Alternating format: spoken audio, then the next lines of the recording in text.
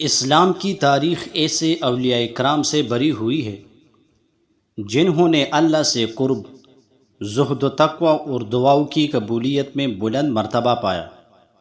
ان بزرگوں کی زندگیاں نہ صرف ایمان کی روشنی ہے بلکہ ہر دور کے انسان کے لیے رہنمائی بھی۔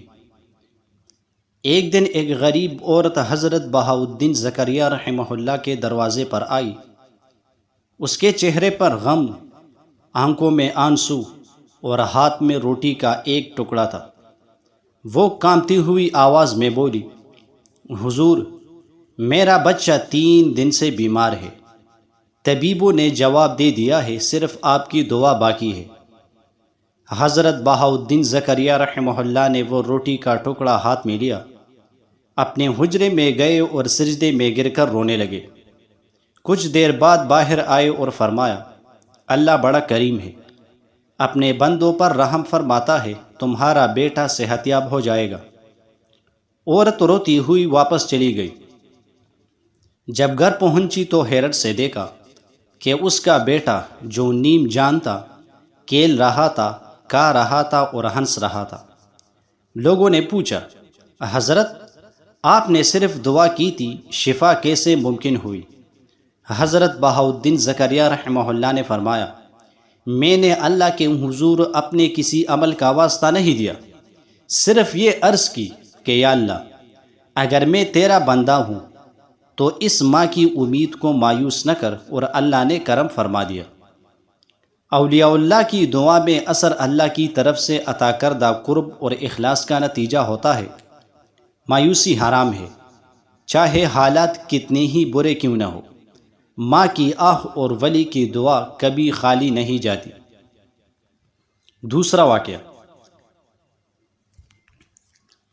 حضرت جنید بغدادی رحمہ اللہ بغداد کی مشہور ولی کامل، عارف باللہ اور زاہد بزرگ گزرے ہیں۔ آپ کی مجالس میں علماء، فقہا اور عام لوگ سبھی کھینچے چلے آتے تھے۔ آپ کی باتیں دلوں میں اترتی تھی اور آپ کی نگاہ لوگوں کے دل بدل دیتی تھی۔ ایک دن حضرت جنید بغدادی رحمہ اللہ کی مجلس میں ایک نوجوان آیا، خوبصورت چہرہ لیکن آنکھوں میں غم کی گہرائی اور چال میں بوجھ۔ لوگوں نے دیکھا کہ وہ نوجوان مسلسل خاموشی سے حضرت کو دیکھ رہا تھا۔ جب مجلس ختم ہوئی، وہ آہستہ سے حضرت جنید بغدادی رحمہ اللہ کے قریب آیا اور بولا، حضرت، میں گناہوں میں ڈوبا ہوا ہوں، شراب، زنا، جھوٹ اور ظلم، ہر گناہ میں لتڑا ہوا ہوں، لیکن نہ جانے کیوں آپ کی طرف دل کھینچ آیا۔ کیا میرے لیے کوئی راستہ باقی ہے؟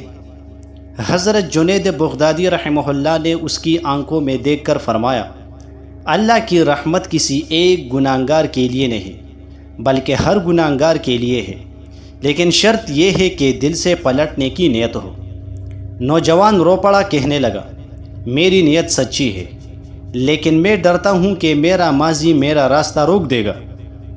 حضرت نے ایک عجیب جملہ کہا، اگر توبہ کا دروازہ بند ہوتا تو یہ مجلس تجھے اپنی طرف نہ کھینچتی۔ یہ جو تو کھینچ کر یہاں آیا ہے، یہ اسی رب کی طرف سے اشارہ ہے جس سے تو دور ہو چکا تھا۔ اسی وقت نوجوان نے حضرت کے قدموں میں گر کر کہا، آج کے بعد میں وہ نہیں رہوں گا جو تھا، بس آپ میری رہنمائی فرمائے۔